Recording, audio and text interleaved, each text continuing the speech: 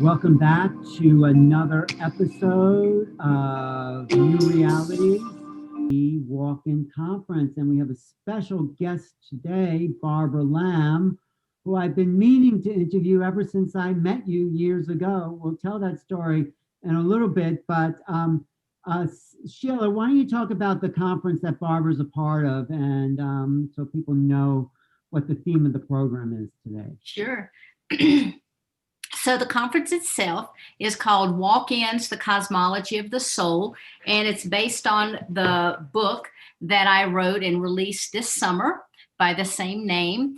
And it tells not only my story and my concept of walk-ins and the different types of walk-ins and where walk-ins come from, but it also shares the story of 15 other individuals who have had walk-in experiences, as well as what I would call experts in the field of science and consciousness, with Barbara being one of those people.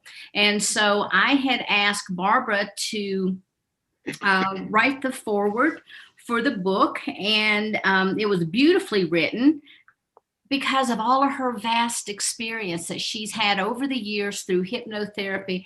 I know she's hypnotized thousands of people by now, I'm sure. Right.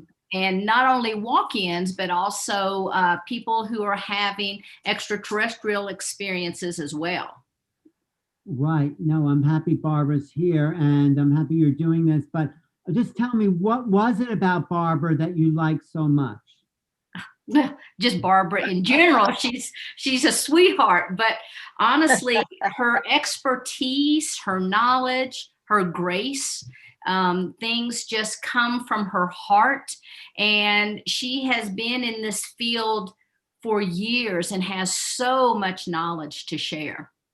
Right. I call Barbara the grand dame of the UFO world. There you go. That's lovely. Thank you. Well, thank you, Barbara. I want to talk to you about the UFO stuff, but how do you fit into the walk-in world? I mean, do you want to just describe what walk-in is, Sheila, for people who might be tuning in? Like, absolutely. Not knowing what we're talking about? I became a walk-in myself in 1999. And I had what's called a soul exchange experience. And that's where one soul enters and the other soul leaves. And there's very marketed indications. One of them was I did have a loss of memory. The second thing that happened is I had a total personality change. I had been a very sick person and I was instantaneously healed. I had been plagued, and suspected like having brain tumors and fibromyalgia. And I was told I had MS and was told I had bone cancer. I used to walk with a cane. And so all of those symptoms just went away magically. And I started having like clairvoyance and clairaudience and all these types of things, which when I went to bed the night before were not part of my reality. And so for me, what happened about 7 o'clock in the morning, I sat bolt right up in bed. It was like lightning was running through my body and I was in white space. And I don't know how long I was there. And then my peripheral vision started coming back in. And because I'd had such a life-changing experience to happen to me, I really began to try to figure out what was going on with me. And long story short, I found a spiritual teacher. She helped with my integration process. And last summer, or summer before last, I was told by my guides that it was time to write this story. And then I began to conduct research with other walk-ins because, my story, there's a lot to it, but, it's kind of phenomenal in and of itself. And I was seeking community. And so I began to talk to anybody and everybody that had ever heard of a walk-in, thought they were a walk-in. And I found that there are several different classifications of walk-ins. And we do talk about that in the book, but real quickly, there's the soul exchange like me, one soul out, another soul in. There's what's called an infusion, where someone actually merges with more of their higher self essence, more of that oversoul, or as I call it, the Shantias Khan, and they bring in higher aspects. Then there's soul braids, where two souls are inhabiting a body. There's a soul overlay that comes in and serves like as a battery charger for the soul to help them to be able to get through a situation or to provide them additional energy. Then we have what's called soul jumpers. And this is when people experience a lot of different walk-ins, but they're only there for a very short period of time. It can be hours, weeks, days, months, even a year. And then we have our multi-dimensional soul layering. And that's when a soul comes in and brings more of that multi-dimensionality of which we all are, but they bring more of that in. And at different points throughout their lifetime, then one aspect will emerge and it will do whatever it needs to do, learn whatever it needs to learn, and then it will subside and another aspect will come up. And so you kind of have this energetic revolving door or a dance of energy in the body. Right. All right. That's a good kind of introduction. Of course, in the conference, we're going to be talking a lot about that. But Barbara, what do you make of all this stuff? I mean, actually, we'll give you give a little background about who you are. Sorry. Well, it makes great sense to me. You see, I began my regression therapy work back in the mid 1980s, and that was focused in 5 years of training in past life regression therapy. And during those years, I had many colleagues who were working wonderfully in that field. And one of the colleagues, I remember this was in 1990, one of the colleagues at breakfast one day at a conference, past life therapy conference, this colleague was talking about one of her clients who was a walk-in. And this professional therapist had not known anything about walk-ins at that time, nor had I.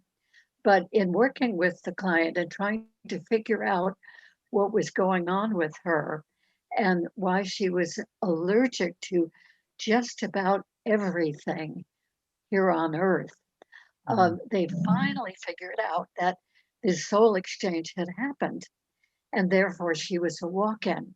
So I became extremely interested in that, not having heard of that before, and asked a lot of questions and got to know that therapist quite well and know about her work. So anyway, right after that, I began regressing people who've had extraterrestrial encounters. And Sheila was correct about that. It's been more than 2,000 people I've regressed to, at least one or sometimes several encounters that they've had with extraterrestrial beings. So along the way of doing that work, I've met some other people who are walk-ins. They just happen to come to me because of my extraterrestrial interest. But with about 5 of them, it turned out that they too were walk-ins. So I had the great pleasure and fascination too of working with them and hearing about their journey and the soul exchange, and often to some extent the realm, shall we say, that they came from. Some of them came from a spiritual realm, and they came as a walk-in, particularly because they had an urgent mission to work very helpfully with human beings. I think one of the wonderful things about the walk-in phenomenon is that a soul who really wants to be of service here, in other words, really has a wonderful reason for being here in life as a human, they do not have to go through the birth and the infancy and the childhood and all the stages of development that we all go through. They can just come and, of course, make a lot of adjustments, as Sheila very well knows.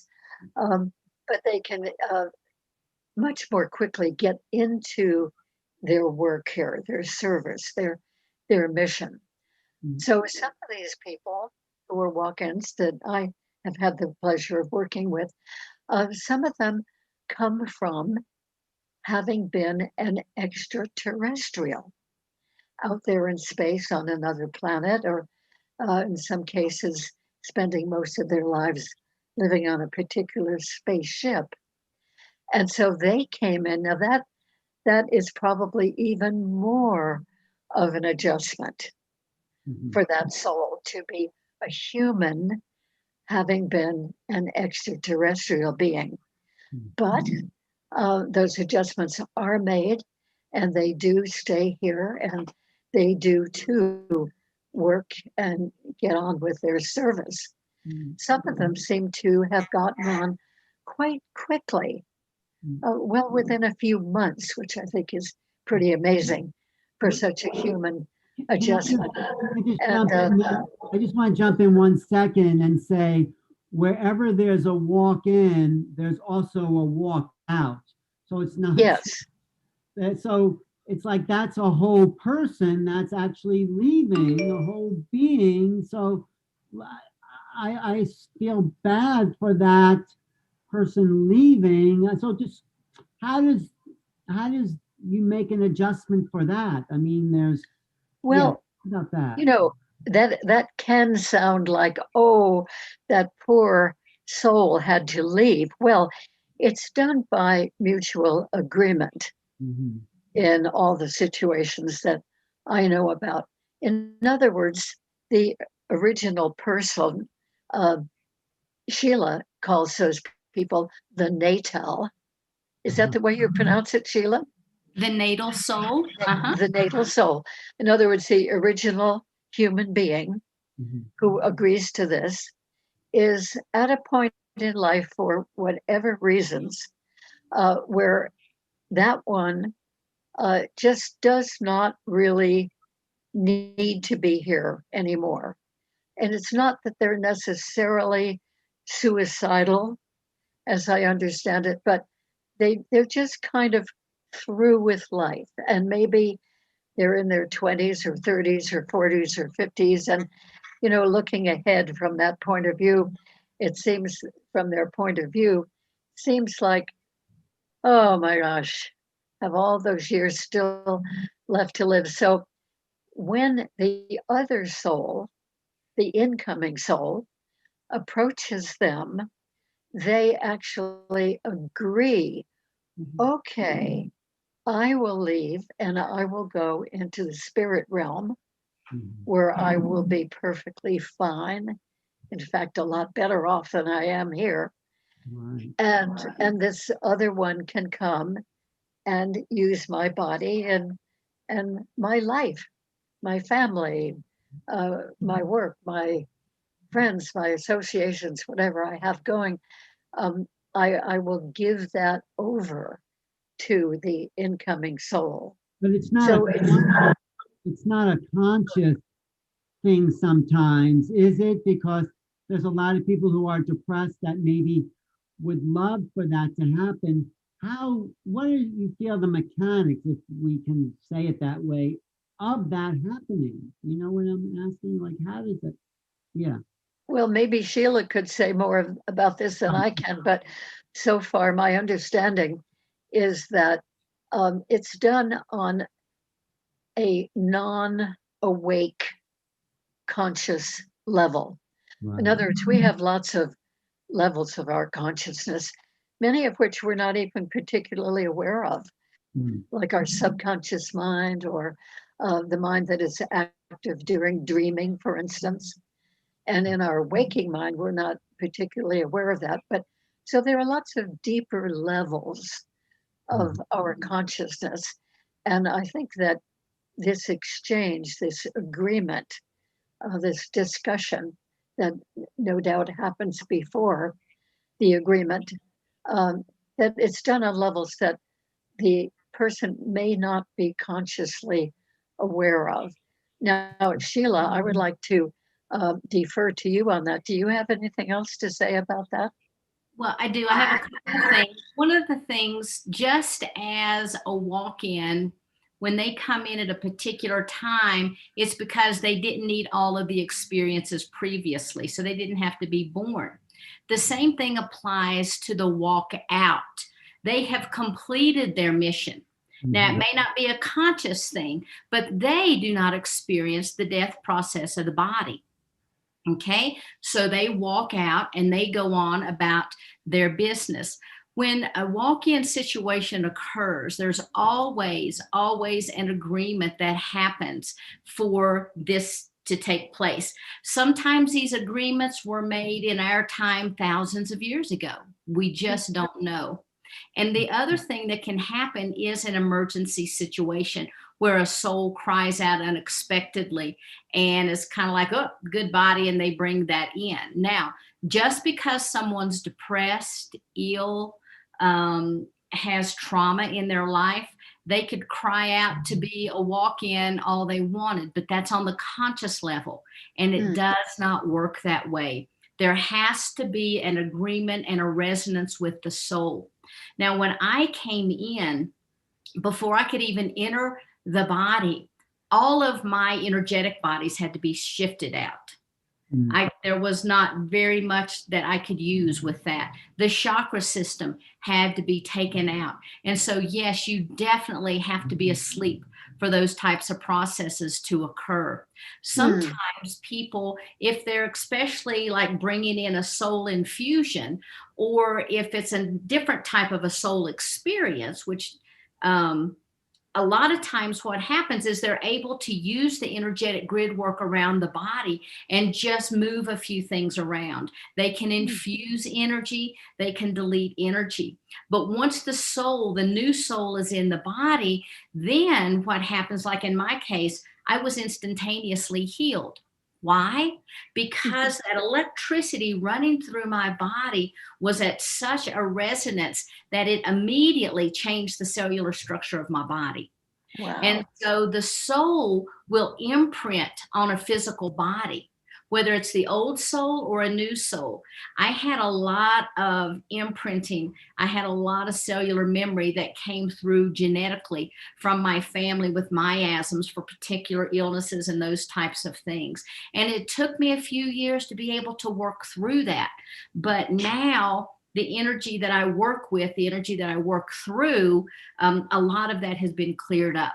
So I don't have to go back and do that ancestral healing. All of that took place shortly after I came in.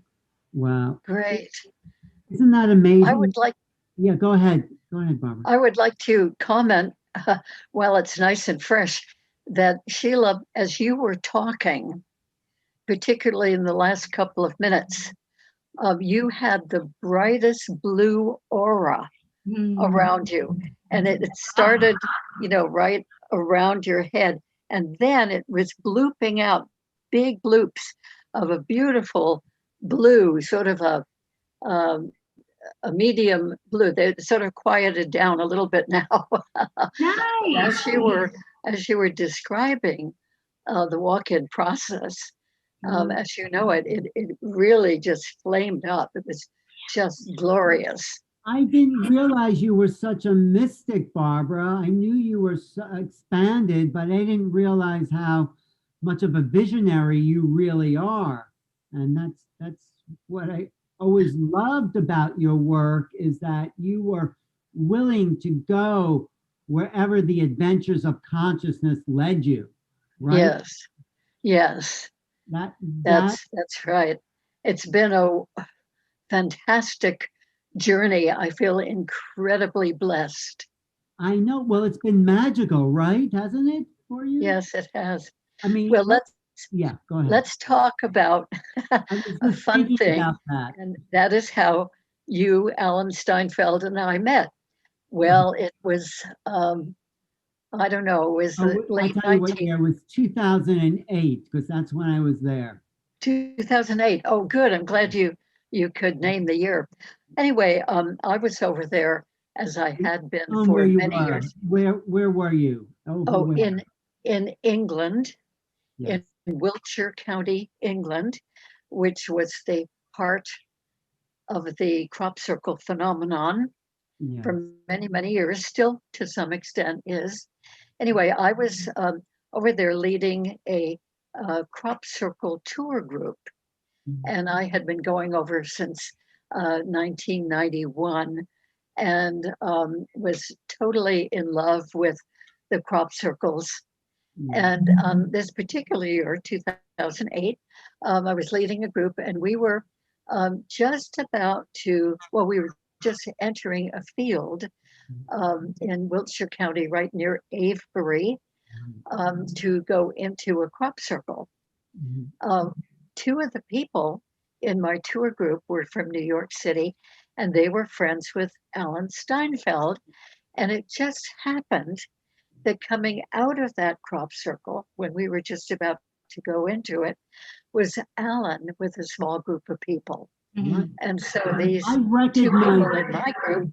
But I recognized you first before I saw Paul and Francine. I recognized you because you're kind of popular in the UFO field. And I said, hello. And then you, because I don't think you knew me at the time. And I said, oh yeah, I'm from New York. And then you said, oh, there's two other people here from New York. Well, it was a very happy meeting. And they certainly gave me the impression, Francine and Paul, that you were a very special person to meet. That it was about time that I would meet Alan Steinfeld.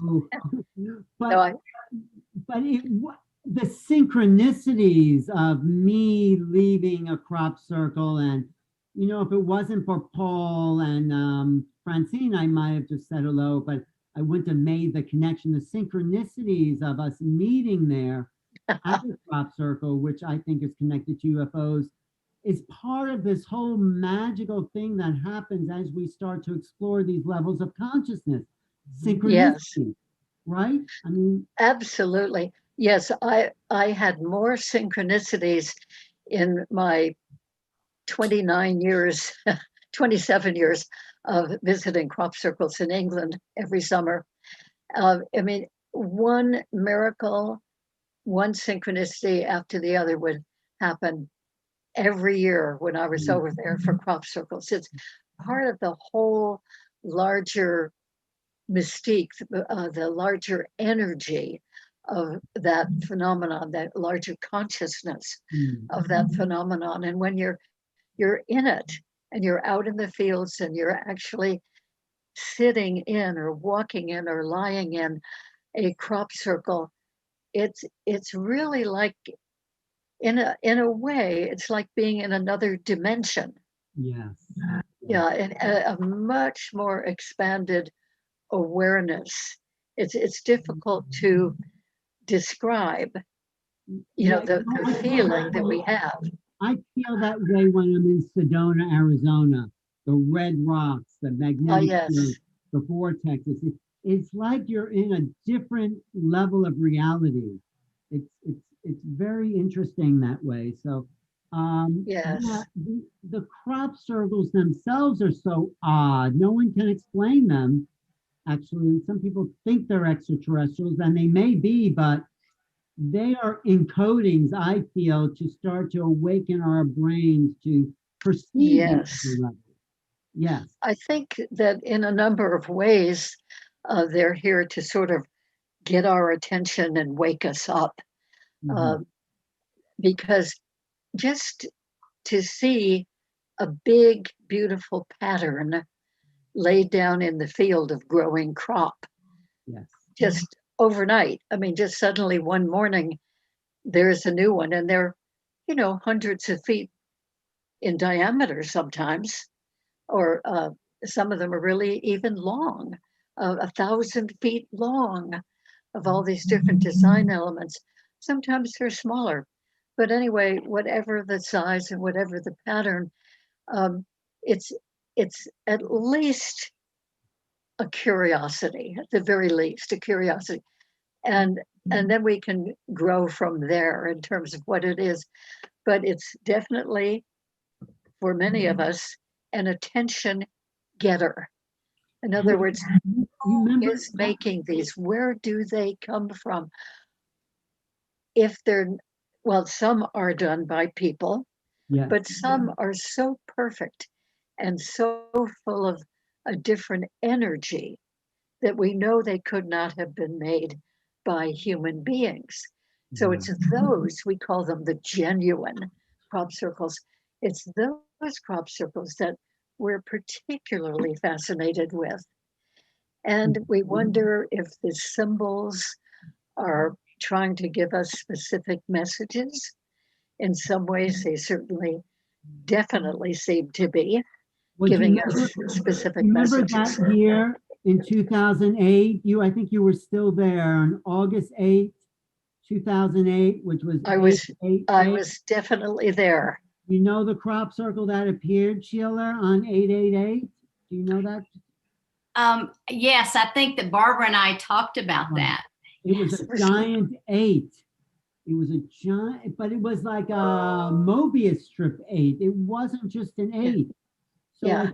and I was sleeping up on top of the hills waiting for something to appear, but I was looking at East Hill, I think, and it appeared in the Milk Hill on Milk Milk. Hill. Yes.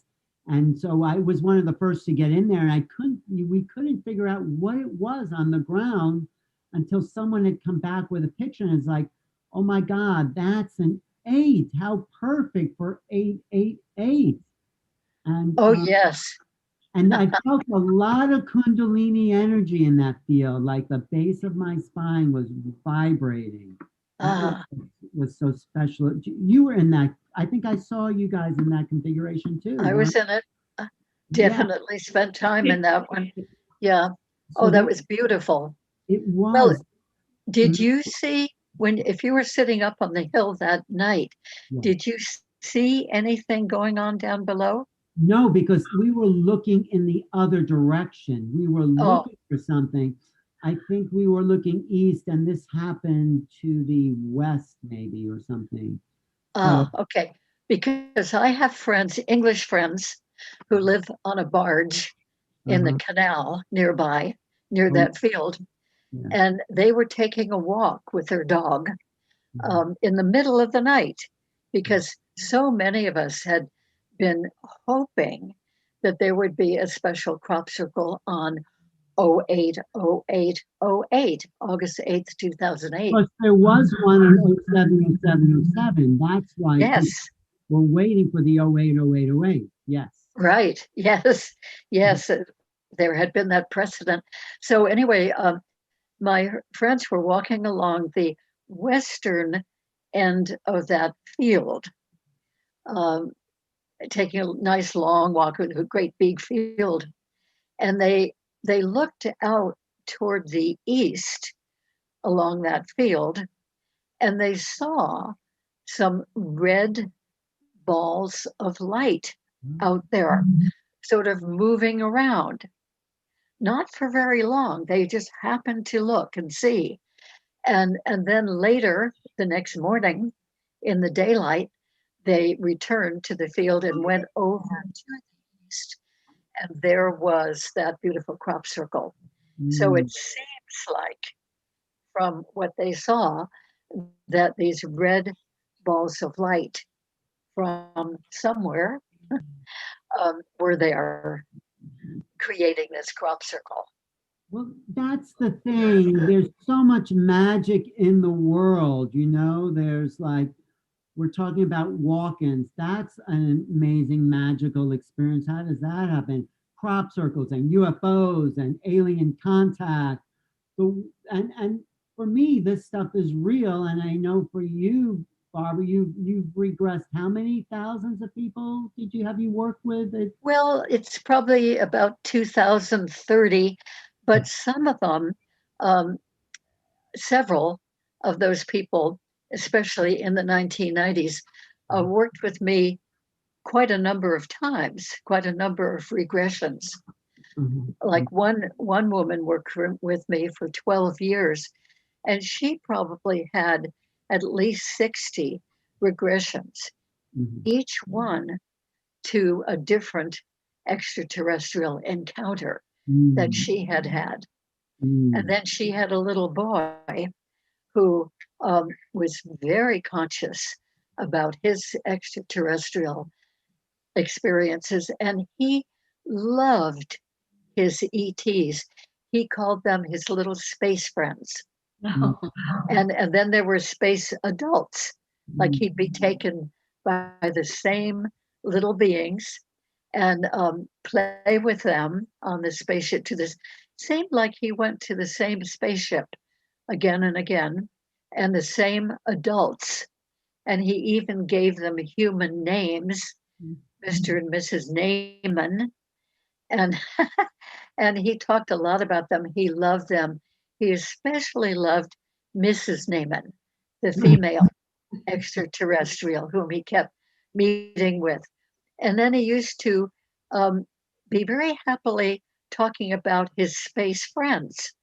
And on one occasion, after a few years of working with her, we did a regression in which she was taken to the same spaceship the same night that her son, who was probably then around 5 years old, that he was taken to. So here they were on the same ship, and she had sort of an infusion of energy given to her by a friendly reptilian being in one room. And then he said to her, I have a surprise for you. You're going to really like this. And he took her from that room on the spaceship into the hallway. And there was her little boy sitting on the floor playing with his space friends. And he was very happy to see his mom there. And she was very happy to see him, especially since he was happy there. And he introduced her to his space friends, and they turned out to all be hybrid children. And so the mother saw these little beings, and they looked very pale and thin and wispy and not healthy because their skin was sort of grayish. And she wanted to take them out in the sun, and they had very thin, stringy, straggly hair, wispy, stringy, straggly. And she said she just kept wanting to wash their hair with no tangles shampoo and take them out in the sun and get them to be more robust and healthy. But from her little boy's point of view, they were just perfectly fine. And he communicated telepathically with them, and they had a great time. I want to talk to you about that magic that is in the world, and with this conference that we're doing, the walk-in conference, January 8th to the 10th, 8th to 10th. 8th, 9th, and 10th. And you could sign up for that on portaltoascension.org. Just look for the walk-in conference. But people like you, Barbara, are so open to the miracles of existence. Actually, I just remembered that I quote you in the epilogue of my book, and you say, we must believe we are so much more than just these human beings living in these human bodies for one lifetime. Ah, Do you remember where you said that? I actually want to pin that quote. But I don't remember. It sounds like something you would say, right? Sounds like me.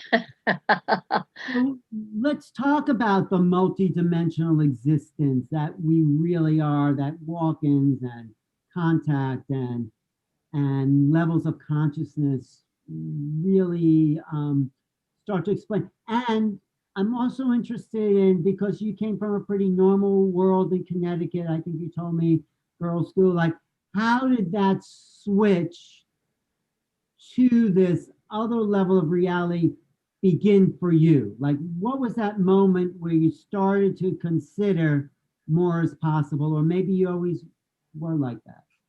I think I can pinpoint that actually. Back in 1968, long time ago, and I was a young woman, and I was having a massage. And during the massage, I was so wonderfully relaxed, that a very strange thing happened, which was that I found myself flying over the Middle Eastern part of the world. It looked like I was looking down at the Suez Canal. And I had this wonderful feeling of moving through the air. And I definitely was not still lying on that massage table. In other words, the I that I really am, my essence was in this other part of the world, flying freely and having a wonderful time. And then when the massage was over, I said to the massage therapist, wow, I wasn't here for a while. And she said, I know, you left your body, I could tell. So that I think was the beginning of realizing that we're really more than just this physical body. I mean, I had been raised as a Protestant Christian and had a sense to some extent of the soul. I'd certainly heard about the soul, but that was the first time I think that I, really experienced that I, the soul, the awareness, the consciousness, was not confined to my body. And then it happened that maybe it took another 10 years, but that I started having a series of out of body experiences. And they were all wonderful experiences around the end of the 1970s, early 1980s, especially. And one of them was incredibly special in the sense that I had a friend in California who was dying of cancer. And I visited her just before leaving for Egypt. And she said, well, when you come back from Egypt a month or so from now, I probably won't be here anymore. In other words, she would die. And I immediately said, oh, well, maybe we can meet out there in the ethers. No, I don't know where that came from, but that that was the thought. And she said, oh, well, yeah, that would be wonderful. So we said goodbye and I left and I went to Egypt. And one day with a group of people in a granite chamber in the Valley of the Kings, we were all standing and chanting, leaning against the granite walls of this chamber. We're doing the Om chant. Sounds very corny, but that's what we were doing. And after, you get into an altered state when you're just toning for quite a number of minutes. And during that toning and chanting, I left my body. I could feel it. I could feel leaving through the backside of my body and out into space. It wasn't that I saw anything out there. It was just like clear air. And I knew I didn't have my body. And then I saw my friend who had cancer, who had been dying of cancer. I saw her floating upwards. Now, it wasn't that she had a dense physical body, but she had enough of a body, I guess we would call it the astral body, that I could see her and she could see me, even though I didn't have my physical body with me. And we joined hands and we embraced and we circled around, sort of danced around and had a great joyful reunion. And then she let go and she just went on off into more of the ethers, into another dimension. And then I felt myself re entering the backside of my body in that granite chamber with the rest of the people. But I mean, that, it was experiences like that. Did she die at that moment? Was she?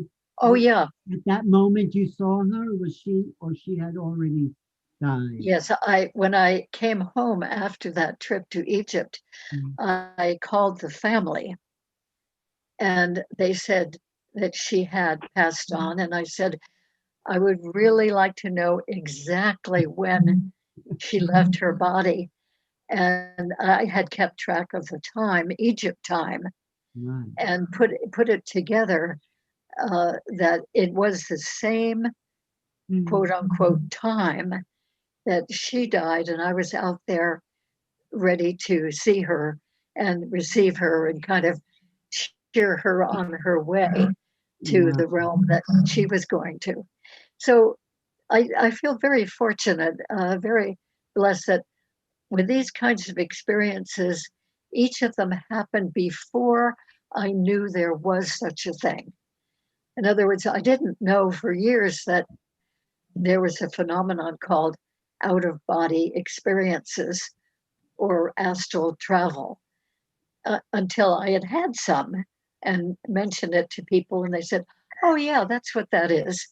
So, and then with visits from my each of my parents after they had died, um, and my brother after he died, things like this were happening, and just definitely expanded my sense of what reality is, and that there are many, many other dimensions.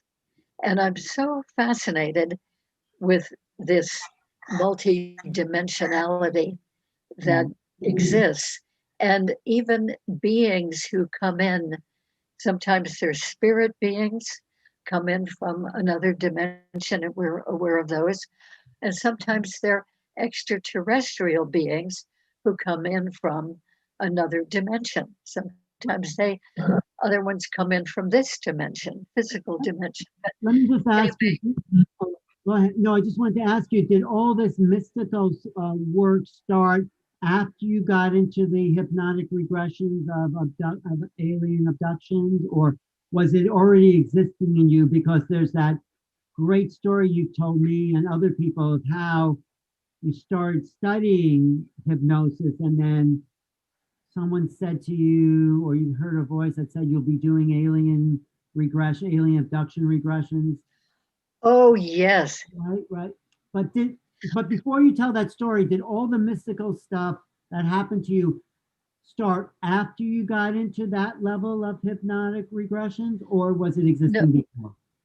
no, all of the experiences I have just mentioned happened Oh, before I got into that work or even knew there was such a thing oh, as doing this kind of work. They all happened before I even began to learn about regression, hypnotic regression work. oh. Well, talk about that's a great story though about how you got into that foreshadow. Oh, that was a moment which changed my life, literally, although I didn't know it at the time. But I took 5 years of training with the Association for Past Life Research and Therapies, a wonderful group which existed for many years and finally had to fold because of not enough financial support. But anyway, I went through 5 years of training with these excellent people, pioneers in the field of doing past life regression therapy. And that's what I was studying to be. I was already a licensed psychotherapist when I began that training. And this just seemed to be what I felt very strongly called to do. In the last module of training, at the very beginning of that module of training, the trainer, who was a woman I respected enormously, she said, those of you who are doing regression therapy work need to know that it is possible that at some time someone will come to you who has had very unusual experiences with unusual beings who are not human, coming to them and even taking them away for a while. And they might be very confused. They might even be traumatized. And they might want to know more about what happened during those experiences. And therefore, they might want you to do regression work with them. Well, I had never heard of that before. This was 1988. And I had never, ever heard of beings coming and visiting people and taking people away. Uh, she did not use the word extraterrestrial or UFOs or aliens or anything like that. But anyway, when she said that, I was startled. I had cognitive dissonance, like, wow, that's something I never knew existed. And not only that, but the very next moment, I heard a very loud, insistent voice in my head. No one else heard it, but it was resounding in my head saying, pay attention to this, Barbara. You will be doing this. Whoa. So I was amazed at hearing that there was such a thing that was happening to some people and that I would be working with that. Well, I just totally shocked and went on with the rest of the 5-day training. And then I found myself after that um, seeking out material about the UFO phenomenon, which I had previously thought was just science fiction.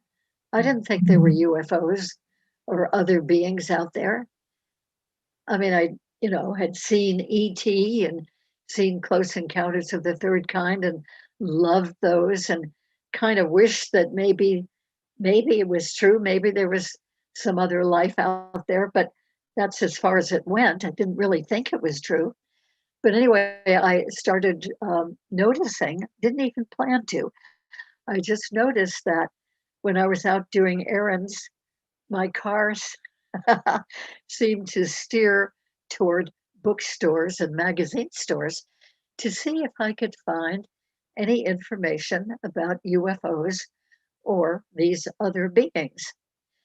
And so 3 years later, one day in the shower, a great thinking time for me, I was thinking, if anyone ever, I don't think they ever would, but if anybody ever comes to me for that reason, that they've been taken away by unusual beings, I think, I think I'm ready for that. I could handle that. I could use the same regression techniques in that sort of situation.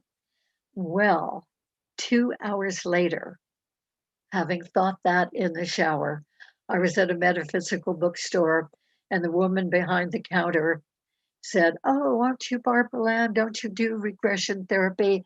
And I said, yes. And she said, please, would you work with my 21-year-old daughter who's having very strange visitors in her room at night and they're taking her away and she's totally traumatized. So I worked with that young woman, 21-year-old, wonderful young woman. We did 6 regressions, 6 sessions, 6 regressions, each one to a different group of extraterrestrials who were visiting her and taking her away. They were also, on some occasions, healing her. And on the 7th session, she came in and she said, well, this is my last session because I have come to feel very okay about these beings. In fact, I feel blessed and honored that they have chosen me for whatever reason to take for these experiences. And by that time, she knew that she had at least one hybrid baby. And she'd gone through a healing in her bedroom by very tall, thin, white beings who were healing a bad ear infection that she had. They did that healing right there in her bed. And she couldn't know about that unless she did the regression to why her vicious earache just suddenly got healed.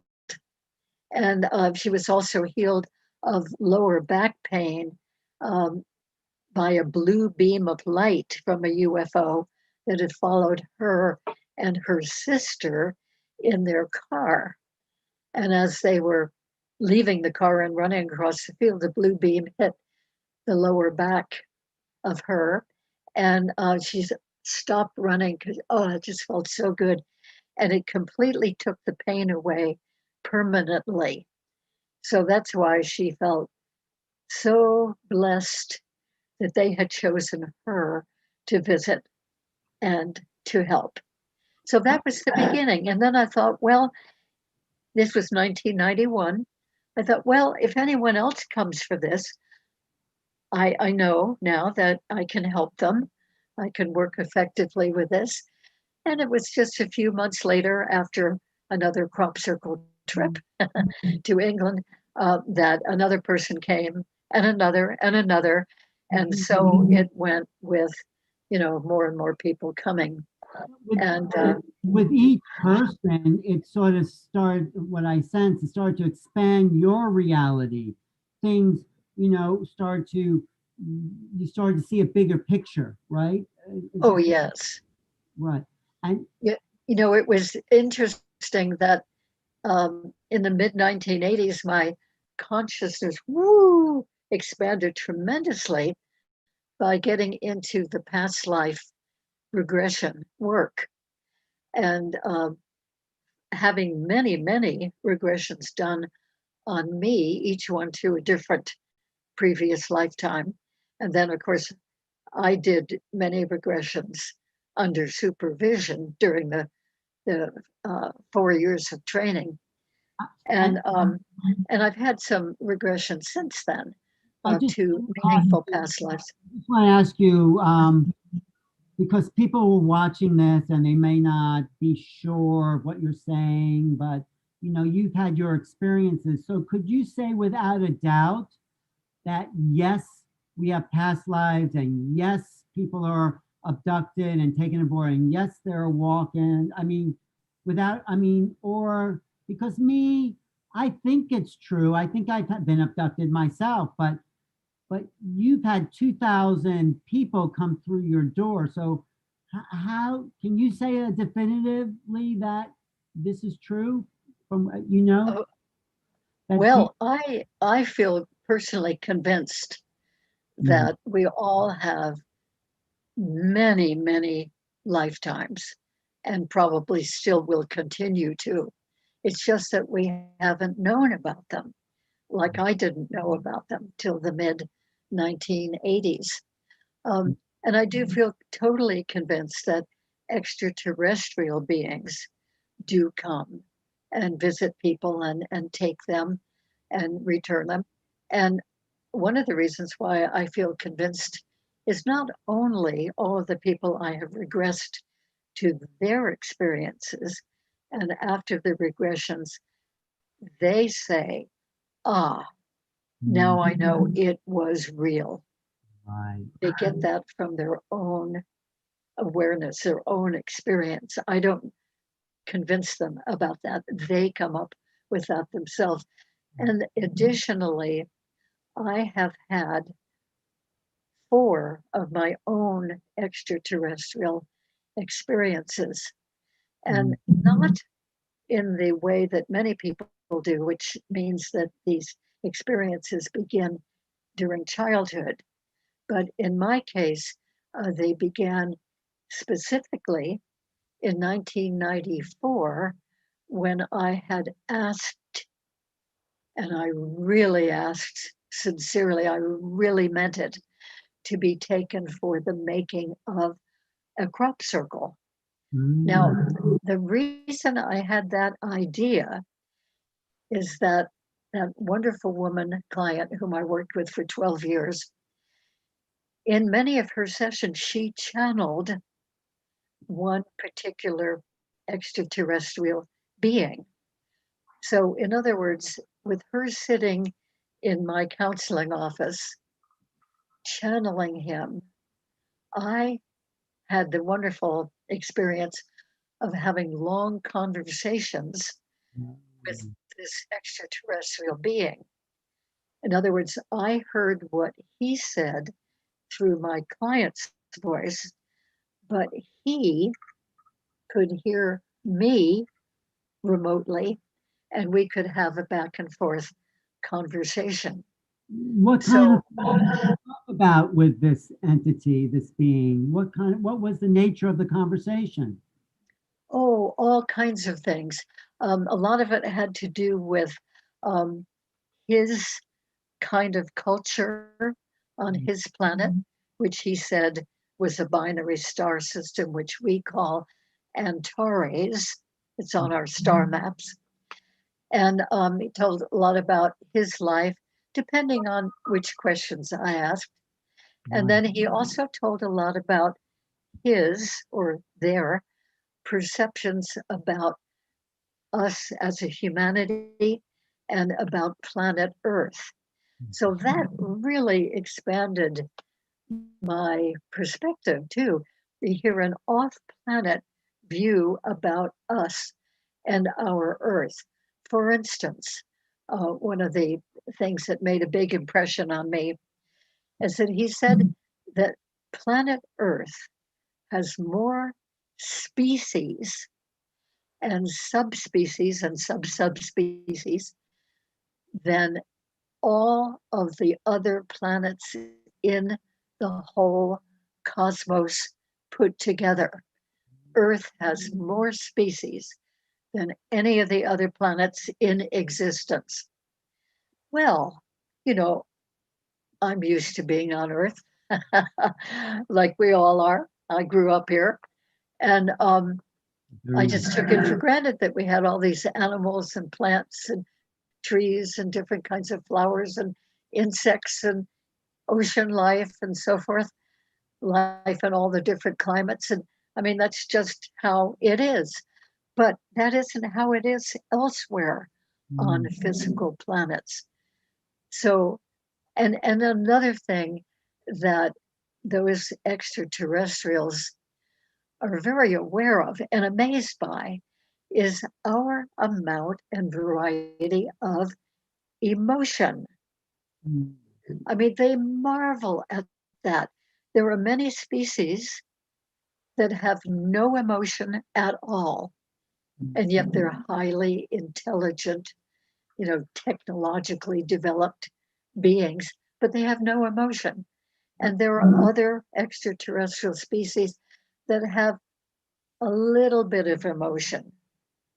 They can feel a bit, but they too are amazed at our extreme range and intensity of emotion. Isn't that why some of the species are creating hybrids because they want to splice some of our cellular structures of emotionality into their species? Yes, Ellen, I think that's exactly correct. Some of them have actually said that. Yeah. You know, in the regressions with people, mostly the focus is on what the person is experiencing. But occasionally in these regressions, the extraterrestrials speak telepathically to the person and they repeat it to me. And sometimes they give quite a bit of information. And that is one of the pieces of information that, well, some of them are very intrigued with our physical systems, our biological physical systems, because they're much more complex than many of their systems. And this has been verified too by some of the extraterrestrials that have crash landed on Earth and have been captured by certain parts of our government and taken to secret labs and analyzed that their systems are much, much simpler. Like one species I've heard of has a stomach, but no intestines. And, some of them don't eat the way that we eat or drink the way that we do. They just absorb liquid and food through their skin, and they excrete through their skin too. So they don't have all the complex organs they don't have a liver and kidney and spleen and gallbladder and all of that with some of them. Now, maybe some of them have more complex systems, but anyway, some of them are very, very interested in our physiology. Well, Some are much more interested in our emotionality. I think it's environmentally based. I think the force of evolution is a force that's unified throughout nature, and depending on what those species need to survive and evolve, those organs will develop. I mean, I actually have a quote in my book about the reason for all these complex stars are to create elements for different species to evolve rudimentary organs in order to exist on different worlds. And so Right. it's all based on the environmental hazards, let's say, or environmental situations that species have to deal with on their planet. And Right. And it's very interesting, I think, to think of creation, however we think of creation, and the fact that there are so many different kinds of body physical situations. Even, I mean, just on Earth alone, look at all the different physiological systems that different species have. But then when you expand that to all the planets that have life and all the types of beings on those planets, which are somewhat different than our types of beings, when you think, however you think of creation happening and whatever that creative intelligence or creative force is, whether you call it God or you call it something else, it's absolutely remarkable. I mean, way beyond what I ever thought before, because there's so many different species of what we call extraterrestrial beings.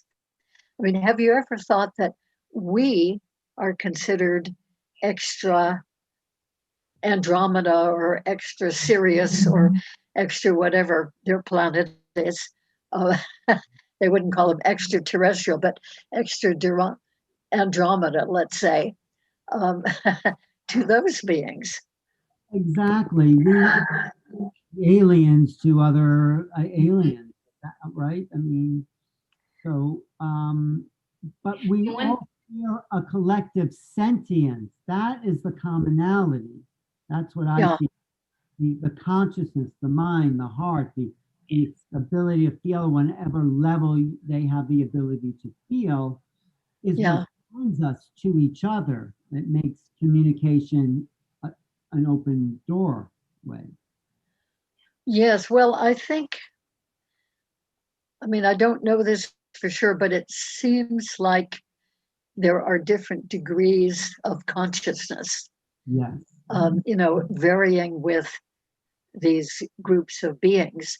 I think some are more technologically developed than we are, their consciousness is, and that's the way they tend to think and tend to operate.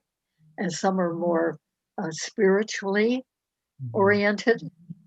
Maybe they have those amongst them who are technologically efficient and successful too.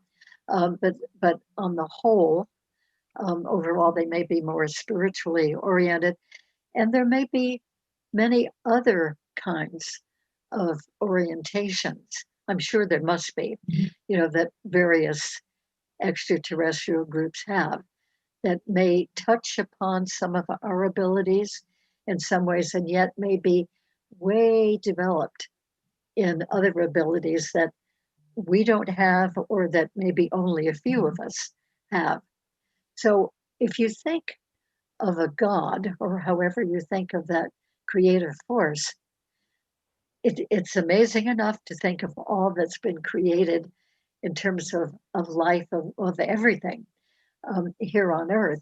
But it's so much larger than that, too. I mean, when you think of a whole cosmos, a whole universe full of different planets, different consistencies of planets, different beings. I'm especially interested in the beings. Wow, the picture keeps growing. And then when you add into it the dimensionality, the different dimensions of existence and consciousness, whoa, it's beyond mind blowing, in my opinion. Absolutely. You're absolutely right, because the institute of the human being has yet to be explored. We're just touching into how vast we are. Like Yes. I did have a past life experience, and it may help me resolve a lot of issues. It wasn't a pleasant past life. It was during the Holocaust, the World War II concentration camp, all that. But it it gave me an awareness of all the levels, and it was an evolution of consciousness. That was not a pleasant experience, and it was hard to go back to that place, but I needed to do that in order to free myself from imposed limitations I put in this life. That's what I felt. So I needed to re-experience that. And I think it was true. I mean, these images came to me. I saw myself in, I don't know, one of those camps, and being in the gas chambers, surviving the gas chambers, because I remembered in this vision, this regression, getting low to the ground and breathing the air by the door, Wow. and then living, but being thrown on those bodies, those piles, those awful piles of bodies, and Ah, and sort of thinking, well, this isn't really going anywhere. And I ah, and I, and I decided to leave consciously, and then I think because of that, I came in more conscious into this realm, into this lifetime, with more awareness. So I don't know if that makes sense, but that was yes, it experience, does. and I recommend. I mean, I don't know if it was my imagination or not, but it was very real to me. Just like Yes. abduction experience when I was regressed to that. It took me a long time to actually get the nerve to go back to that moment where I thought it was taken aboard, because there was a deep trauma. But actually, when I was regressed, the trauma was cleared, just like the Yeah. trauma about the past life that was cleared too. So I think your work is very valuable, is what I'm saying, and bringing back these people to these experiences has sort of miraculously unfolds other levels of their consciousness. Mm-hmm. And go One ahead, of, Sheila. one of the Well, things I was going to say, I've worked with Barbara several times, and she actually helped me uncover more information about myself being part of the collective. And I've had a lot of missing time. And so one time, my whole family, basically the kids and I, we saw what was like a flash, a huge flash behind my daughter's head. And the next thing we know, we had lost 4 hours of time. And so when Barbara regressed me for that, we had actually gone through a portal onto the ship and was having some work done to us. And it was right after the walk-in had come in, and the physical body was getting some type of a recalibration. And so, for me, it was so helpful to have these regressions done, because they verified to me the things that I already thought, the things that I already knew. But to have them come in at that level, It just really, it was like having a healing. It was very good. Great. That is great. Thank you for sharing that. One other thing I want to talk to you about, Barbara, is you've lived a life of openness and considering possibilities, and that's been such a great tool for you, an advantage. Now, what do you say to people who are not able to stretch their minds to incorporate these bigger realities? Like in your case, look at the experiences you would have missed if you said, nah, that's not possible. But how do you try, and I'm talking to people who might be curious about the walk-in conference, but how do we start to make people aware of possibilities? I guess that's the question. I'll also ask you that too, Sheila. But Barbara, tell me, how do you help people open to things they might consider as impossible? Well, I can really appreciate why many people don't think that these things are real. They sound just too fantastic and too made up. So I can really appreciate that. Just like I lived, uh, 30 or more years of my life without knowing about these things. Um, and so I can appreciate that. And I appreciate why some of these things sound just too fantastical, like I suppose they did to me before I began to experience them. So I think that we can just gently say that we know about these things. We know that they are true. We have our own reasons for believing them, trusting them, and that we can also appreciate that they don't think those are real experiences, but just so in other words, we can just share the ideas and not feel like we have to convince anybody or change their mind or help them to accept them. If we just honestly state, well, this is what I have experienced, and I know many others have experienced this too, and I can appreciate your not being aware of it. That's fine.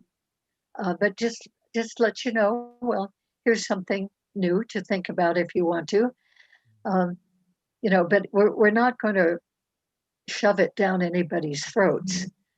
But what do you think about not convincing people, but helping people to open up to other possibilities?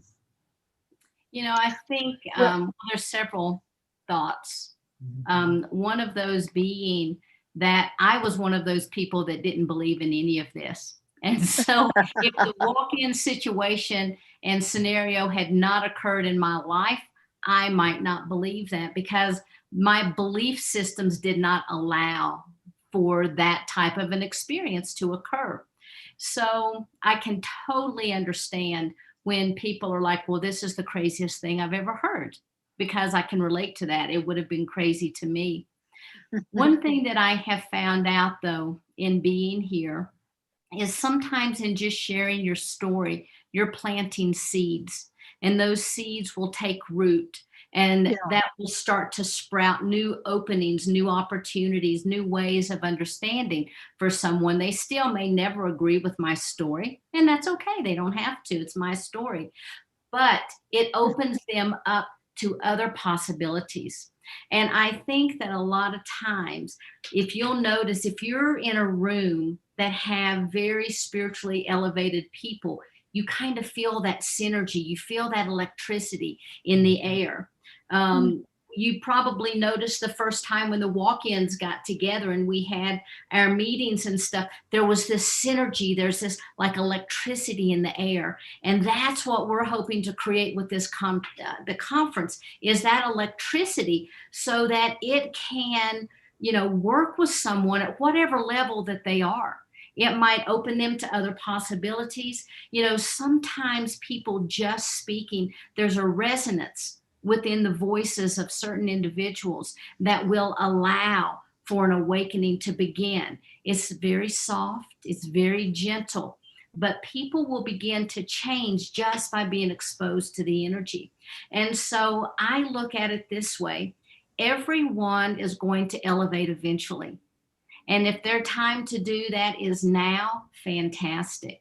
If they're supposed to, you know, evolve in this lifetime, wonderful. And if they're not, guess what? They're going to get there eventually anyway. So our job is just to share with people. I think our job is to support them wherever they are, to meet them exactly where they are, and just very gently nurture that. Right. I just want to answer that too, that because it came to me as you were talking. We are basically programmed to believe certain things. You know, you Yes. take a child when they're 2 years old, introduce them to the religion, whatever of choice or not choice, and they will believe that the rest of their lives. It'll be encoded within the hardware of their brain, and it'll be so hard for them to overthrow those belief systems, whatever it is, because it becomes part of their identity. So this is what we're hoping people have the power and courage to deal with, to look at their belief systems and say, well, why wouldn't there be extraterrestrials visiting this planet? And just because the official word says that they're not, although that's changed now too, that it doesn't mean that your experience, the possibility, like Barbara you opened your mind to possibilities, and you've had these really miraculous experiences because you were able to shift out of your old belief system, your old worldview. So that's one of the reasons I wrote this book on UFOs, is to talk about the logic of new possibilities and the illogic of being attached to a belief system. Mhm. You know, that's famous line by Max Planck, because he said scientists are attached to their belief system too. And Max Planck says, yeah, science progresses one funeral at a time, because even the people who claim to be, you know, investigating the unknown aren't even open to UFOs. They're not even open to what hundreds of thousands of people have seen in the sky. They discount that experience. And I love Bud Hopkins' line. You remember Bud Hopkins, Barbara? Oh, yeah, I knew him. Yeah, I know, it's a great guy. He would say the job of science is to investigate the unexplained, not to explain the uninvestigated. Mhm. That's good. That's good. He Yeah, was terrific. he was Yeah. quite a genius and a revolutionary within our field. And why is it so hard to believe that we have souls, for instance, like Sheila's whole, and that these souls are not just local to the body, and that they're not actually generated by the body, but are incarnated into the body? Yeah. Go ahead. Can you respond to that? Yes. Okay, yeah, if you're referring to me, yes. When I was given information about the soul, you know, I talk in the book about a certain, if you want to call it, subset with the Shantias Khan, the higher self, the spirit, and then the soul. But I was actually shown a much larger point of view, because contained within source energy or God is all things, okay? And our universe has its own little, if you will, an oversoul that is the blueprint of how this universe is supposed to run, how it's structured, how planets are to be formed, etc. Then you come down and you have a galactic oversoul, so that our particular galaxy, the Milky Way, has its own blueprint, its own chart for life, if you will. And it holds within it all of the information from all of the other planets and all of the other systems. And then we come down to the planetary oversoul. And I was shown that there are quite a few of those, and that those planetary oversouls also have blueprints. And those blueprints are, if you, for lack of better terms, archetypal in nature. Like one of the oversouls, their entire group may be about compassion, learning to extend compassion, learning to be compassionate, to receive compassion, etc.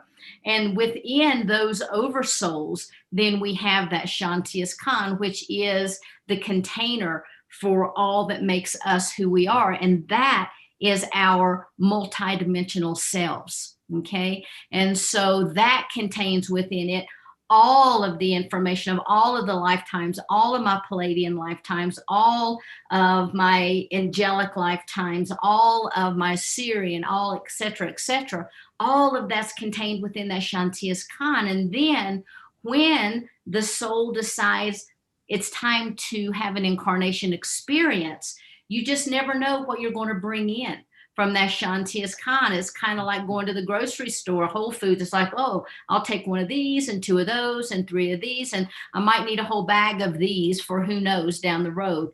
And so you bring all of these attributes in through that higher self, which is always attached to the Shantias Khan, and then comes down, and that energetic stream is the higher self.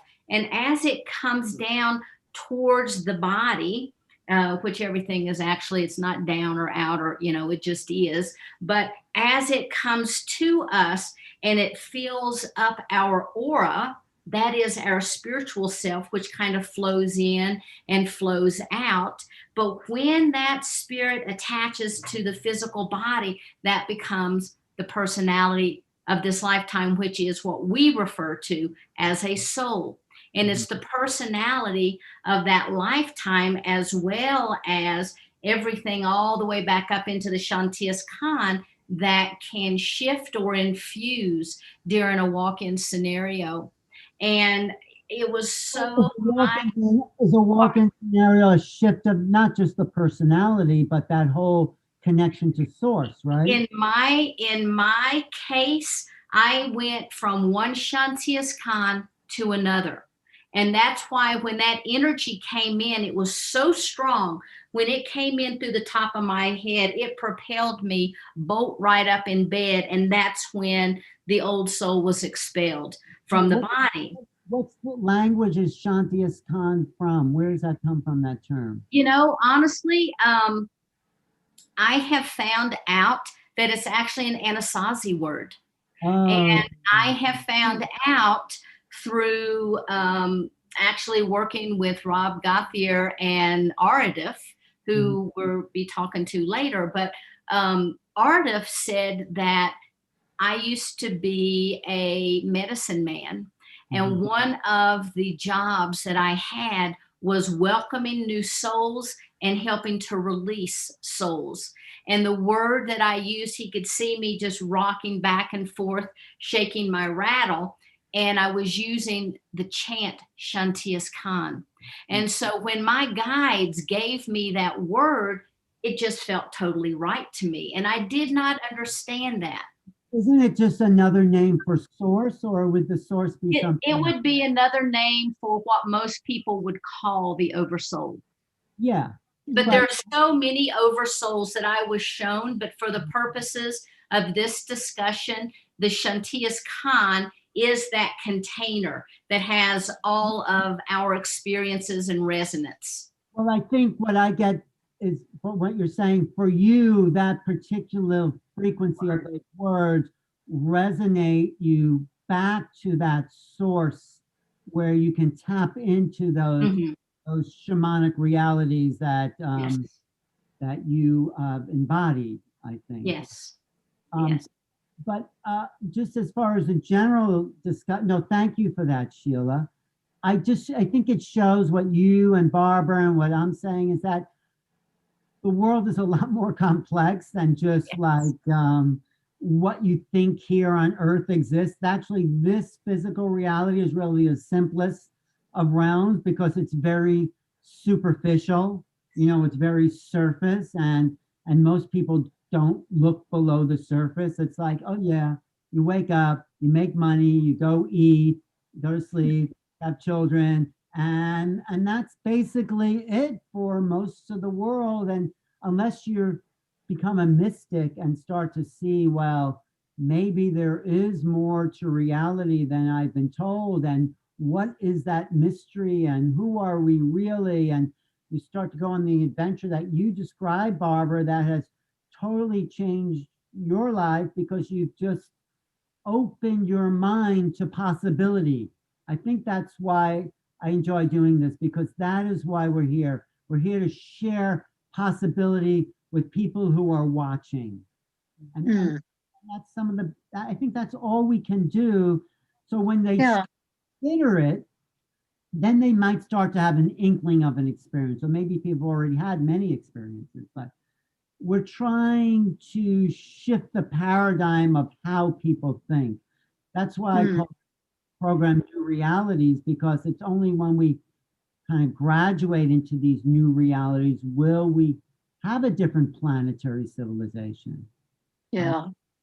Yeah, Until, we can just do our bit, right. and some will be open to it and some will not. But it's very exciting times, isn't it? Would you say? Yes. Oh, yes. Because things are opening up so much.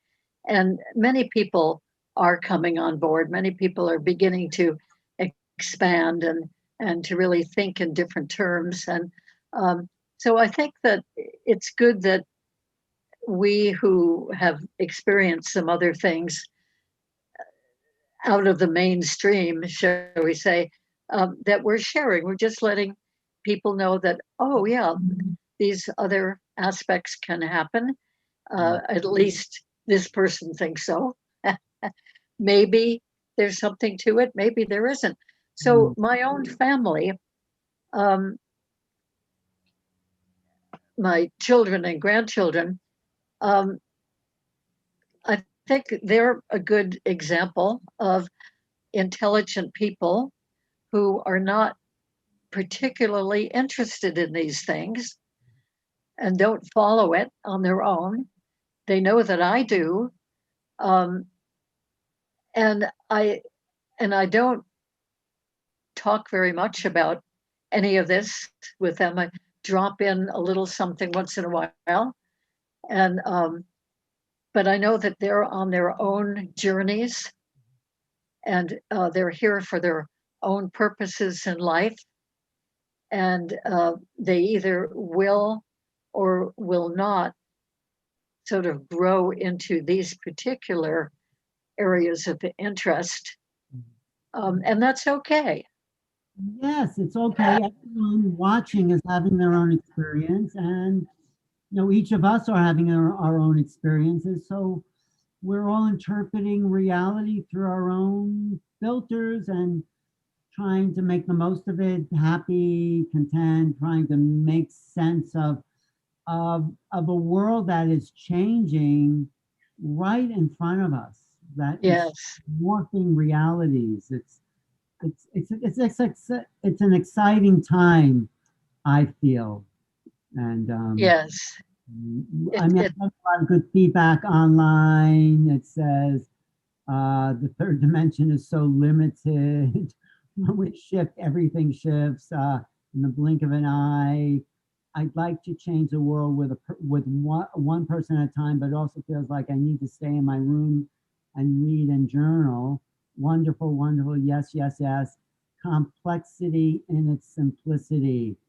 Sheila is a gatekeeper assisting crossing over the bridge. Anyway, some nice, I mean, so what I'm saying is we have a community of people that we're all building together. It's not just us. It's like Right. everyone who's watching this video is part of this greater consciousness, and those that aren't even open, who watch us, like who said, seeds are being planted into new possibilities. So let's just talk about the future. What do you see, Barbara, as coming to the planet in the years, months, days, in the time to come? What do you see?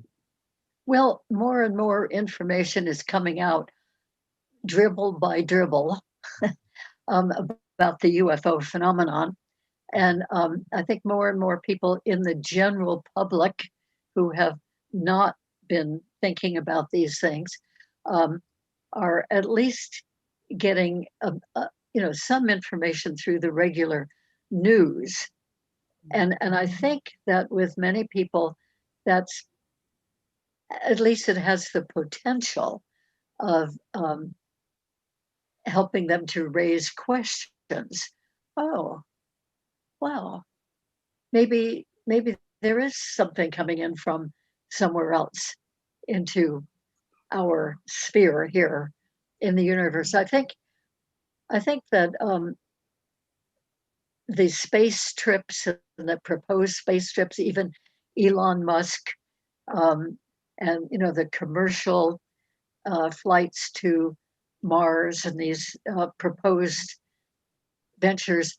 I think I think that all. I mean, even on that level, I think that that's contributing to people's sort of expanding their frame of thinking about reality, about what there is. So I think there are indications like this every time there's another report of a UFO sighting, or the Navy now has permission to document what they see and to record it and report it. Um, that's quite a big step of expansion for a lot of the general public, I think. And I think that we're going to be seeing more and more and more of that, including those people who are particularly technologically interested in our own United States advanced spacecraft. It gives that expansion of, yes, we're more and more thinking about going out into space. And I wonder what else is out there, So I think it's going to be increasing. And my goodness, there are so many programs, YouTube programs on the internet, and conferences and so forth going on, that more and more people have the opportunity to be thinking about these things. Well, I'm And glad you mentioned that, because that goes right into this book that I have coming out. I'm looking for, do you see that up on your screen, my book? Does that show up there? Not yet. Okay, wait, I have to stop sharing, and but I'll find that. So Sheila, tell us. Oh, wait, here's the book. Let's see. What about? No, do you see it now? No, Yes. you see that, making contact. This is like what Barbara just said. How do we start to prepare our minds for this new level of consciousness? So I've written this book with a collection of other people: Linda Moulton Howe, Whitney Strieber, John Mack, Daryl Anka, Nick Pope, who contributed essays to kind of round out the subject of how to make contact, and what that means in terms of consciousness. So it's coming out May 4th to the 21st of next year. And good for you. and I hope to get an endorsement from you, Barbara. And you can pre-order that. Be happy to. And I'll send that link to you. I'll put it in the chat as well. But Sheila, what do you think is coming up for in the next couple of years as well? Well, I think there's quite a bit coming up, actually. I do think that the disclosure movement is gaining a lot of momentum. You can just look through the newspaper articles. You can see things that have been released so much this summer alone, so many articles coming out. It's been phenomenal. But I also think that there is this spiritual movement And people are feeling that in a variety of different ways. It doesn't have to be the way I experience it or you experience it or anyone. Everyone's having their own experience. But I do believe that there is an elevated frequency that's come onto this planet now. And I think that it's been coming in, but we had a huge wave of it that came in with the winter solstice. And I don't know about you guys, but for me, that was a very, very powerful time. And of course, we had the Great Concordance going on, etc. But, back in 2012, a lot of people said, oh, we thought it was going to be the end of the world, or we thought this, or we thought that, and absolutely nothing happened. But I feel like during that time, there was an insurgence of a higher frequency that came onto the planet that began to systematically wake people up and bring them up into the fourth dimension. And we have been vacillating back and forth between the third and the fifth. We have these epiphanies, or we're on the preface of, trying to find something in meditation that's just there, or we hear something sad and we get pulled back down into third dimension. But what happened this year at the winter solstice, I believe, was a new wave of energy that helps to propel us into fifth dimension more firmly and allow us to stay there longer. And of course, the longer we can stay there, the more we adapt, and our cellular structure then also begins to change to allow that to occur. And so I see a lot of things that are happening. Everyone is saying, oh my gosh, things have gotten so much worse. I don't think things have gotten worse. I think people are waking up and they're no longer tolerant of the things that 5-10 years ago would have just been commonplace. So people are waking up and they're having a shift of their own perspective, the one that's right for them. Yes, no, that is a great way of putting that. And I think as people realize the shift, as they become part of it, the ideas of spirituality and soul growth start to open up. So just talk a little bit about the conference coming up, and then I'll ask Barbara to share about her presentation at the conference. So the walk-in conference, January 8th to the 10th, I put in the chat. What will people expect from that conference? Should they expect? They can expect everything they've seen for the last 3 days and more. We have people who are walk-ins themselves that have had their own experience, that are walking out their missions, bringing in information from their guides. Many walk-ins come straight from another planet, and they bring in those planetary truths that they're going to share with people. Then we have experts like Barbara that's going to share her experience. We have people that are going to be coming literally from all over the world to share what's going on with them and how they're walking out in this physical life those esoteric or mystical experiences that they know to be true for themselves. Right. So this is, I'm going to show the flyer again. This is on Portal to Ascension. Let me just share this. Portal to Ascension, go to portaltoascension.org. This is it. The cost right now is $88, right? For the 3 days, and they can watch it at their leisure. They don't have to do it on those particular days. And these are just some of the people who will be there at the conference. There's actually more. I condensed that, but some of these people we've interviewed the last couple of days. So Barbara, what will you be talking about? What is your presentation at the conference, on the walk-in conference, all about? Well, I myself am not a walk-in that I'm aware of, but I am very, very respectful of the process, very interested in walk-ins and what they can bring to us, what they are bringing to us. And so I will be talking about a few people whom I know and have worked with, who have had the walk-in experience, and sort of why they came, how they came. In one case, it was witnessed. The exchange was witnessed. Really? It was in the middle of the night. But can you just give us a little peek at what that was like to witness a walk-in? How did that Well, look? yes, it was a female couple who were living together. And in the middle of the night, one of them was aware that the other one was sitting up in bed and bolt upright, as Sheila had said, and seemed to be going through um, some unusual experiences. And then immediately after that, in other words, that was the soul exchange.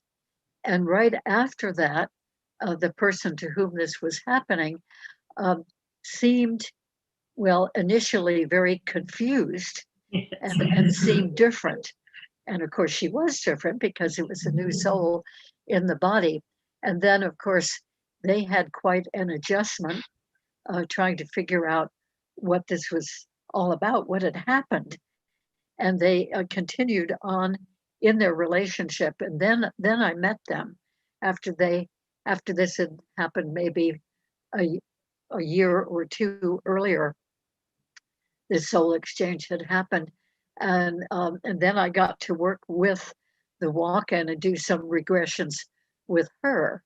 And she, in that particular case, had been an extraterrestrial male. And I'll be telling about her experiences of returning now and then to the spacecraft and re-experiencing being that particular male extraterrestrial for a while, like several hours, and then coming back That's, into being her walk-in self here. So it's a very interesting situation.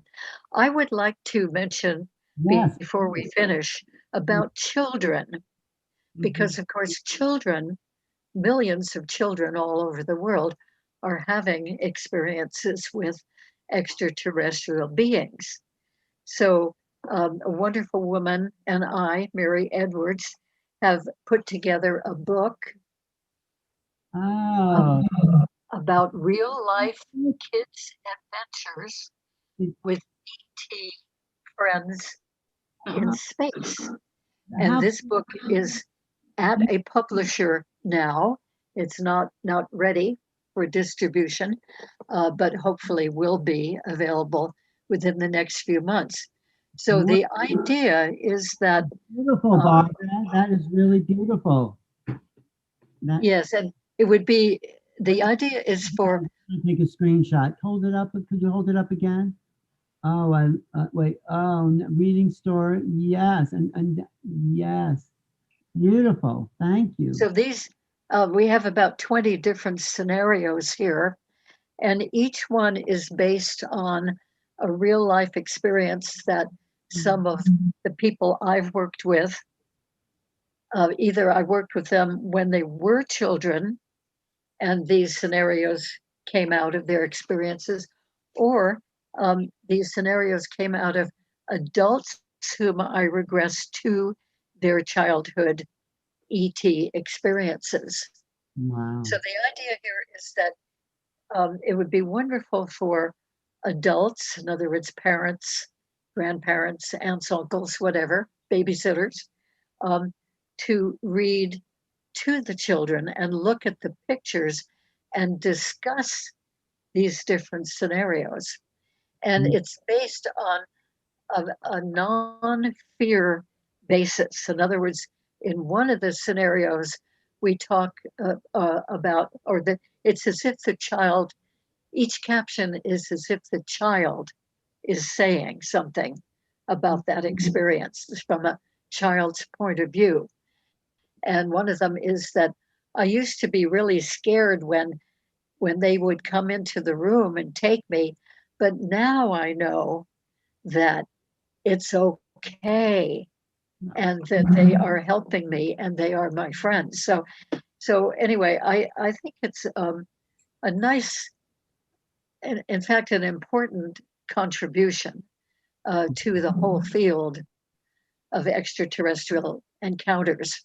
No, I think it's important for children because when the children start to open up to these other realities, it starts to influence, of course, their whole life. And we start to move into a different way of thinking about our Yes. relationship to these other beings, which, makes it more of a everyday experience. It's not something like, oh, there's aliens. Like, of course, there's alien or ETs or whatever you want to call them. Right. There's also an interesting crossover between the alien contact and the walk-in experience. Why do you think that is, Sheila? Why are they so connected? Well, because when a walk-in comes in, the reality of it is they're either going to come in from another dimension or they're going to come in from another planet. Sometimes that, Another human? Can they come in as like another human being from Earth? oh, they can. As a matter of fact, one of the guys that's going to be talking is a gentleman who came into Abraham Lincoln's body right before he married Mary Todd. Wow. Oh, Now, he's wow. from Pleiades, and he has an Earth mission. He started out as Queen Antoinette, and he said he failed miserably in his mission. But right before he was beheaded, his soul left and went into the girl, an 8-year-old girl who was very impoverished. And of course, this was back in the day, and she was living out on the street, and she was a prostitute even at the age of 8 because her mother was a prostitute, and that's how they were making their money. But he ended up being murdered. They were raped and face held down into a mud puddle. Oh, And it was several years until he came back. But he talks about, the karmic exchange. Now, I don't think, well, we are multidimensional beings. And I have been told many times by other shamans that I have another soul component that's living here on the earth. And I used to have what I thought was past life memories of being like, I guess, like a little Peruvian man. And I was running through the forest, and, I could feel everything, and I was sweaty, and, I could feel how my body was different. And come to find out, it's like, no, that's one of your multidimensional aspects. And I was so excited. It's like, oh, I'm going to get on the plane and I'm going to go to Peru. And they're like, no, no, no, no. You cannot meet in this space and time because you are of the same soul, and one would consume the other. Now, I don't know if that's true, but that's what I was told, that the weaker of the souls would end up succumbing to the stronger soul. But so, yes, That happened with Daryl and Bashar. He felt the Daryl part when he met Bashar in a dream was being consumed yes, by the Bashar part. yes. That So it's very interesting. And like right now, I know I'm having multidimensional experiences on other planets. And so I think that everything is a possibility. I used to not believe in anything, and now I so believe in everything. good for you. made you, Barbara, such an expert is to just value people's experience without judging it. That's what I feel you're so good at. Oh, yeah. I mean, that's very, very important. I mean, and each person's experience is absolutely precious, Mm. and just right for them. I mean, oh, yeah. I hear on the radio about all kinds of people, and the difficulties sometimes the glories they're happening, and sometimes the incredible amount of difficulties that they are having, especially nowadays. And my heart just goes out to them. My heart goes out to everybody, because everybody's in their own evolvement, their own level of evolving and experiencing. And wow, it's all precious. Well, that's what makes you such a great therapist and person is your sense of compassion, your level of compassion. And thank you for doing what you're doing. I just had one other question that came to me for you, Barbara, is what is the most shocking thing you've heard lately? Like, oh my God, I haven't heard that one before. What was that for you recently? Oh, If you can say. well, actually, some of the most shocking things that I've heard are what some humans do to other humans.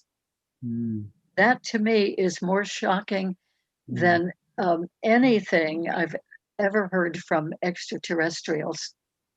You're right. When people say to me, should we fear the extraterrestrials? I say, you have more to fear from humans than extraterrestrials. Yes, That, right. Look at our planet here. We have wonderful people, Mhm. who are generous and kind and caring and compassionate. We have people who are just sort of um, getting along, not disturbing anybody, not being particularly disturbed. And we have others perpetrating really negative things. And we've got it all, That's every aspect of everything that's right. human. We have that With many all. It's others.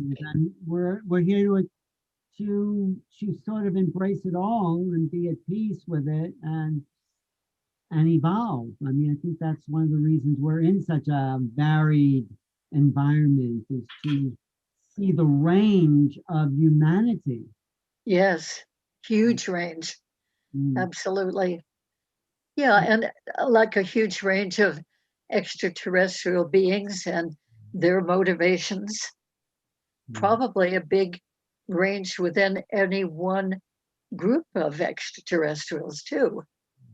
right. You know, I think meeting the extraterrestrials will also, and I write about this in my book, evolve our humanity. Somehow make us more human, we'll realize the value of who we are as human beings. yeah. I think that's what it's You going know, to Well, feel like it's you happening. know, What were you saying, Sheila? Were you going to say I was something? going to say, I mentioned this in the book also, that, if we can begin to understand and grasp the concept of cosmic societies, that Mhm. we're not the only ones here, if we can begin to open our minds and our hearts to those types of concepts, then the Mhm. prejudice on this planet would just fall away. And Right. I think that we would be a much stronger unit. I think that a lot of the pettiness would just totally disappear. And so as we look outside, it's like, oh, we've got a blue sky. But the reality of it is, because they are in a different dimension, I would say that our skies look like major highways. If you want to know the truth, I really think that they're like major highways, but we can't see that because they're different dimensional beings. And so, as we move into those different dimensions, we can only see those things in the dimension that we are and those below us. And as we continue to progress, we can see more and more. And so I would love to look out my window one day and just see all the ships out there.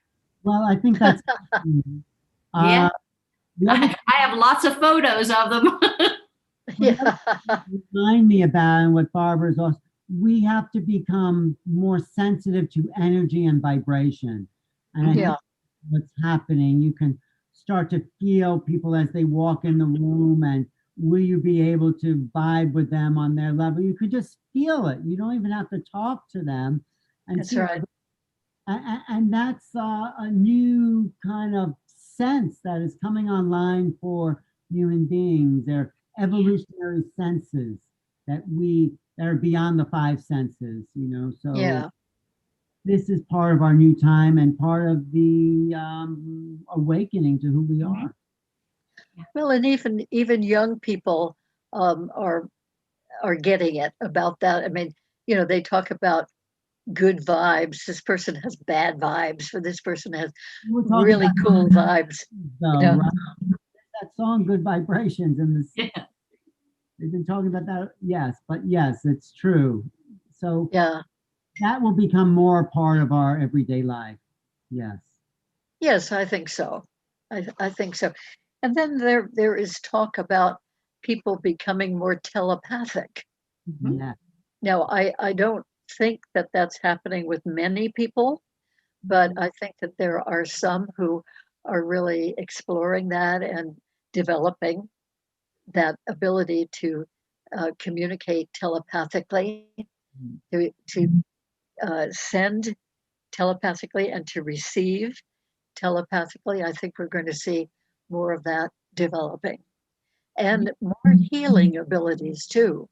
Yeah. That's one thing that I think is really Yeah. has been gaining a lot in the last, say, 20 or 30 years. More and more humans are going into various modes of healing and offering even remote healing.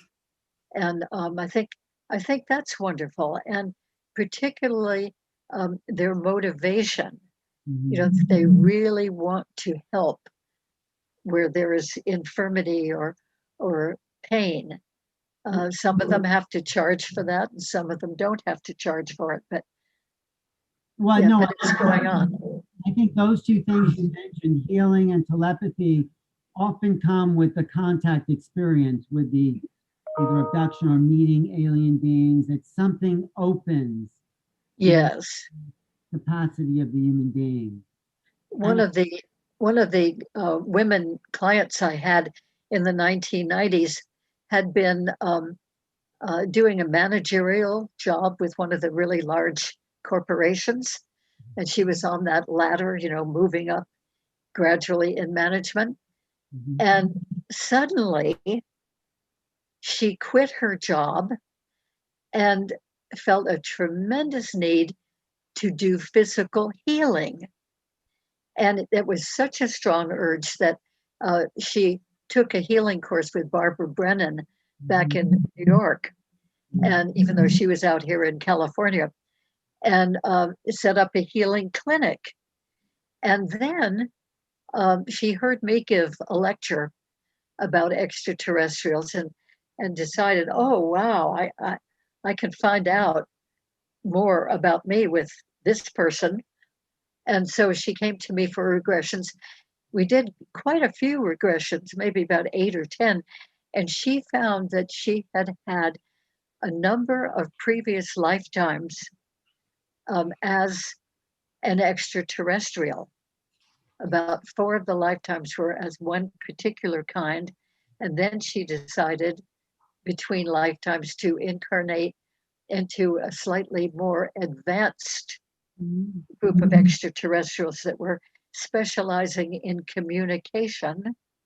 And then after that few lifetimes, she incarnated as an extraterrestrial that specialized in physical healing, Mhm. including healing of human physical people who were abducted by that group, and that group did healing on them. So, and she went to one regression where she learned specific methods of healing called the energy code point. Mhm. And after that regression, she realized, oh my God, no wonder I gave up my corporate career and I have become a healer. That is what I came in this lifetime to do as Wow. a human, That, as an you have a extraterrestrial. you have a book, Barbara, besides the children's book. Have you written a couple of books about your work? Yes, I have 3 books. The first one is about crop circles, Mhm. called Crop Circles Revealed. And the Right. second book is called Alien Experiences, Mhm. about 25 different kinds of cases, different kinds of scenarios that came up in my regression work. That was published in 2008. And then in 2015, um, I wrote Meet the Hybrids, the Oh, lives and missions of ET ambassadors on Earth. So that's a whole huge subject itself. The ET human hybrids who do not come here, the ones who continue to live on the ships or other planets. But we, my co-author Miguel Mendonça and I, wrote about the hybrids who are living here and who are really giving service and high spiritual work to help to raise the consciousness of humanity. Great. Well, thank you so much for taking your time today with us and going deep into just who you are and the authenticity of your experience. You're just sharing your life, and Yeah. And it's been amazingly interesting too, right? I mean, you could never have predicted that. Thank you. It's a pleasure to share it too, because there's so much that we can grow with and expand with, and it's a joy that many people are. And other people can learn for what you're saying as well to them. And Sheila, I look forward to this conference coming up. Give us the whole date and how many people are coming. It's 24 speakers, right? Well, yes, we have 22 speakers coming. It will be January the 8th, 9th, and 10th. It will actually start at 10 o'clock Pacific time. And I really expect that this is going to rock the world. Hooray! It deserves it. And thank you, Barbara, for coming and being part of this. Oh, it's been a delight. Thank you. Good. Thank you, Barbara. Good. I want to do one more commercial for something I have coming up on January 7th, which is predictions for the new year. I do this every year. And last year I had quite a few people saying this is going to be a very strange year. And they were right. So this is at the Open Center, predictions for 2021. This is January 7th, right before. So I'll be able to promote the conference there at the Open Center. So just sign up for the Open Center and then come the next day. I have your whole weekend planned for you, January 7th, 8th, 9th, and 10th for these really cutting edge events. I mean, the thing I have to say about the walk-in conference, there's never been one like this before. Isn't that amazing? We've been around and this is new for our community. So awesome. All right, thanks, Sheila. And thank you. And wait, one more thing. You have a website where people can find out where who's the schedule and talk to different walkers? Yes, it can be found on portal2ascension.org, and you can register right there online. And Portal to Ascension is where you will go to watch this over and over in perpetuity. That's wonderful. And isn't there a website also for the different? What's that website that you Pardon have? me, for the different channel beings, different channels. Didn't you have your own website that lists them somewhere? I have a website. It's walkins.org. So it's WALK-INS.org. And that is a website specifically about the book that I wrote. But I have all of the speakers, all of those that were interviewed listed on this website, and how people can get a hold of them. Right. That I think is important. Yes. I think people watching this conference may start to awaken the fact that maybe they might be part of this collective, or they may have an ET experience, or something may turn on where they may not have considered such ideas before. Even this conversation, they'll do that. So yes. Thank you, Barbara Lamb. You're welcome. And a great pleasure. How can people find you, Barbara? What's your best contact? Well, I have a website. It's Barbara Lamb, that's Lamb, Barbara Lamb Regressions.com.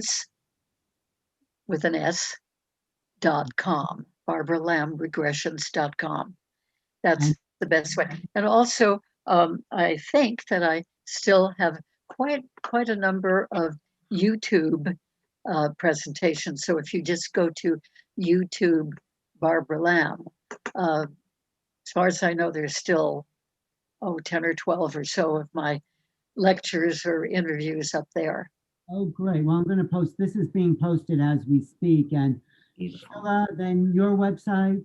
Or Well, I have several. If you just go to SheilaSeppi.com, SheilaSeppi.com, under author, it has the information about the book, and they can click to go to the other website if they don't remember the walk-in. So just SheilaSeppi.com. Right. And I also want to thank everyone who's been tuning in online on the chat. We have quite a great chat with Natasha and Kristen and Steve and some of the regulars here, Majochi. I'd just like to thank you for being part of this program, because all your interchanges also add to what's being said there. Think photography. There's people who've been tuning in every day, Sheila, and yes, extraterrestrial telepathy with person, also the therapist in sessions, can at times, even orbs. And Oh yeah, types of beings. So it's all good. I think. Thank you again. I'm just gonna end this session here. And this is Alan Steinfeld for New Realities. Subscribe to New Realities, youtube.com/New Realities. You can email me at newrealities@earthlink.net. Thank you, Barbara and Sheila. thank you. You're welcome. Blessings to you. Blessings to everyone. Thanks. Talk to you soon. I'll send you I'll send you part of the book, Barbara, for endorsement. My book. Good. Oh, I look forward to that. Okay, thanks. Wonderful.